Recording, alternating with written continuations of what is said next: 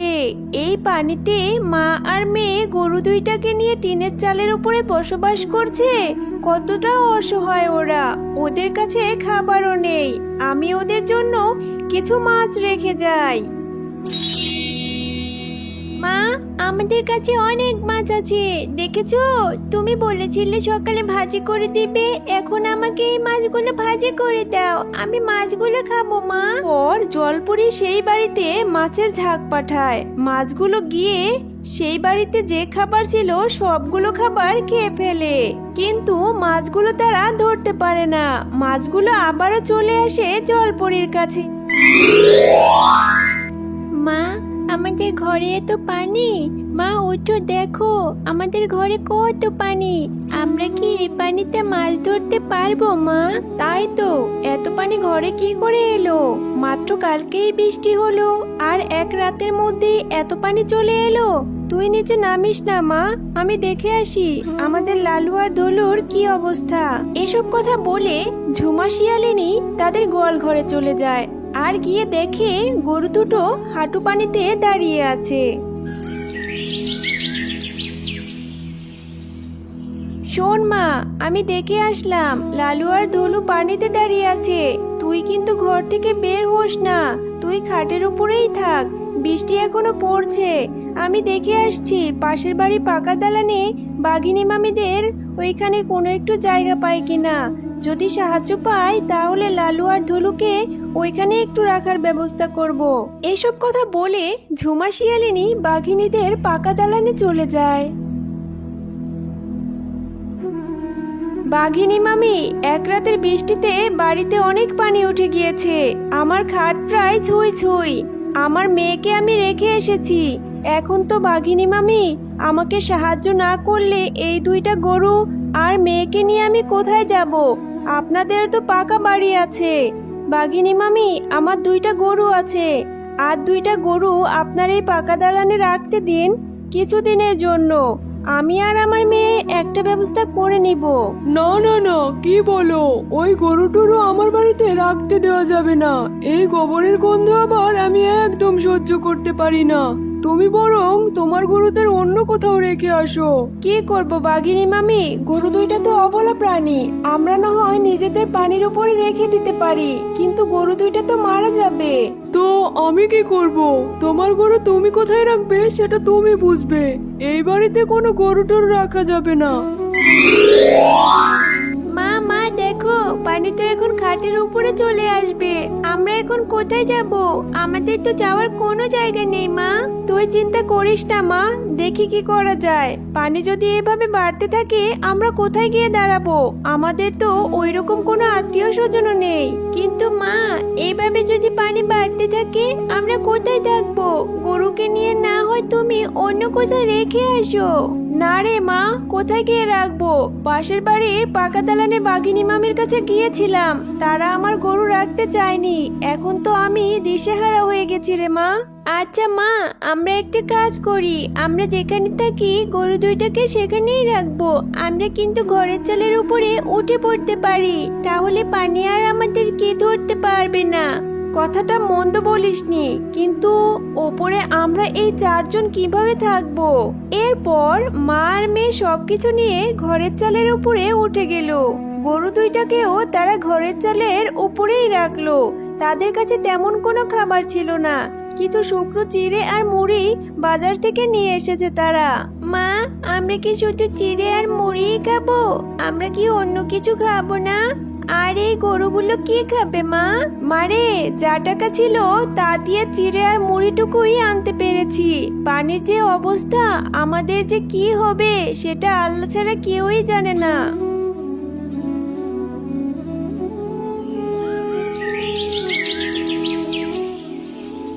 মা দেখো, ওই যে একটা নৌকা ভেসে আসছে, আমরা কি ওখানে থাকতে পারি? হ্যাঁ মা, এই নৌকাটা আমাদের অনেক কাজে লাগতে পারে। এই নৌকা দিয়ে আমরা বাজারেও যেতে পারবো। পানি তো অনেক বাড়ছে, আমরা কি করব?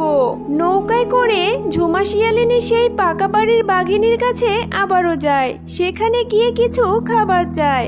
কিন্তু বাঘিনী তাকে আবারও না করে দেয়। শোন ঝুমা, তোকে আমি কোনো খাবার দিতে পারবো না। আমাদের কাছে যা খাবার আছে সেই খাবারগুলো আমাদের মজুত রাখতে হবে। বলা তো যায় না এই বন্যা কতদিন থাকে। তোকে আমি বরং একটু মুড়ি দিতে পারি। এই অল্প মুড়ি দিয়ে আমাদের তো দুপুরেরও হবে না, কি করব? যাই হোক, এই মুড়িটুকুই মেয়েটাকে খাইয়ে দেই, আর রাতের জন্য অন্য ব্যবস্থা করতে হবে। ও মা, মা খিদে পেয়েছে, কিছু খেতে দিবে না? মারে, আমাদের কাছে যা ছিল সেটা তো আমরা খেয়ে নিয়েছি, তুই ঘুমিয়ে পড়। আমি কিছু মাছ ধরে রাখবো, আর সকালে তোকে রান্না করে দিব। ঠিক আছে মা, তুমি কিন্তু আমাকে মাছ ভাজি করে দিও।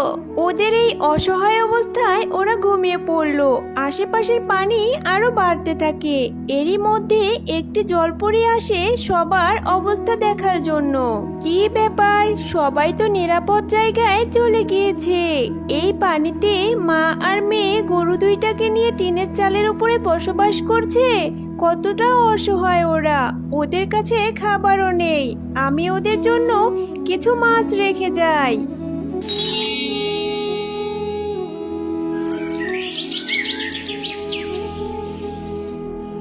মা, আমাদের কাছে অনেক মাছ আছে, দেখেছো? তুমি বলেছিলে সকালে ভাজি করে দিবে, এখন আমাকে এই মাছগুলো ভাজি করে দাও, আমি মাছগুলো খাবো। মা, তুই চিন্তা করিস না মা, আমি নৌকার উপর থেকে যেভাবেই পারি তোকে মাছগুলো ভাজি করে দিব। দেখেছিস, তুই রাতে মাছ খেতে চেয়েছিলি, আর আল্লাহ একটা ব্যবস্থা ঠিক করে দিয়েছে। রাতে জলপরি আবারও আসে ওদের সাহায্য করার জন্য। কে তুমি? তুমি মাছ রেখে গিয়েছিলে, তুমি আবারও মাছ নিয়ে এসেছো? ও মা, তুমি জলপরি? হ্যাঁ, তোমাদের অসহায়ত্ব দেখে আমি কাল মাছ রেখে গিয়েছিলাম। আমি আজকেও এসেছি তোমাদেরকে মাছ দেওয়ার জন্যে। তোমাকে অনেক অনেক ধন্যবাদ মাছ রেখে যাওয়ার জন্য। আমার মেয়ে মাছ খেতে চেয়েছিল। এই বন্যার পানিতে সবাই তো ভালো জায়গা খুঁজে নিরাপদ স্থানে চলে গিয়েছে। তোমরা দুইজন এই দুইটা গরু নিয়ে এখানে কেন আছো? তোমাদের তো কষ্ট হচ্ছে, তোমরা নিরাপদ জায়গায় চলে যাচ্ছ না কেন? আমরা গরিব ও অসহায়, আমাদের যাওয়ার মতো কোনো জায়গা নেই। এই গরু দুইটাকে নিয়ে আমরা এখানেই আছি। পাশের বাসার পাকা দালানের ওই বাঘিনী মামির কাছে গিয়েছিলাম গরু দুইটা রাখার জন্য, কিন্তু বাঘিনী মামি রাখতে দেয়নি। আমাদের কাছে পর্যাপ্ত খাবারও ছিল না। তুমি মাছ রেখে গিয়েছিলে বলেই আজকে সারাদিন আমরা মাছ খেতে পেরেছি। এক পশুর বিপদে অন্য পশুর দেখা উচিত। সেই বাঘিনী তোমাকে রাখতে দেয়নি, দাঁড়াও, ওদের আমি উচিত শিক্ষা দেব।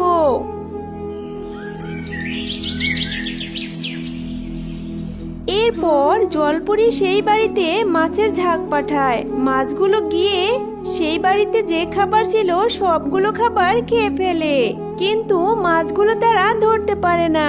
মাছগুলো আবারও চলে আসে জলপরির কাছে। ওরা কান্নাকাটি আর আহজারি করতে থাকে।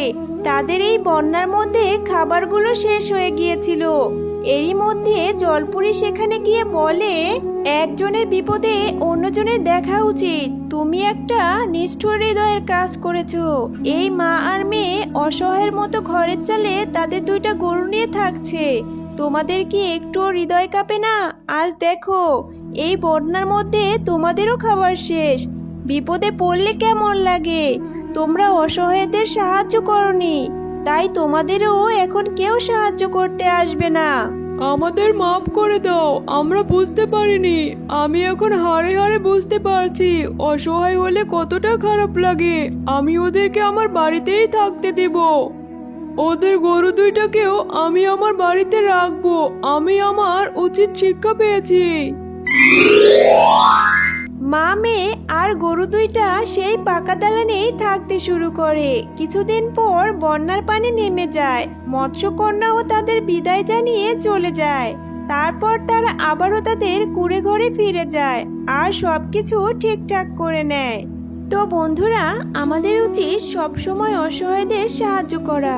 এমনও তো হতে পারে এক সময় তুমিও বিপদে পড়বে আর আশেপাশে কেউ সাহায্য করার মতো থাকবে না। তখন বুঝবে তোমরা যদি কাউকে সাহায্য করো, আল্লাহর তরফ থেকে তোমাদেরও কেউ না কেউ সাহায্য করবে। ভিডিওটি ভালো লাগলে চ্যানেলটি সাবস্ক্রাইব করো। ধন্যবাদ।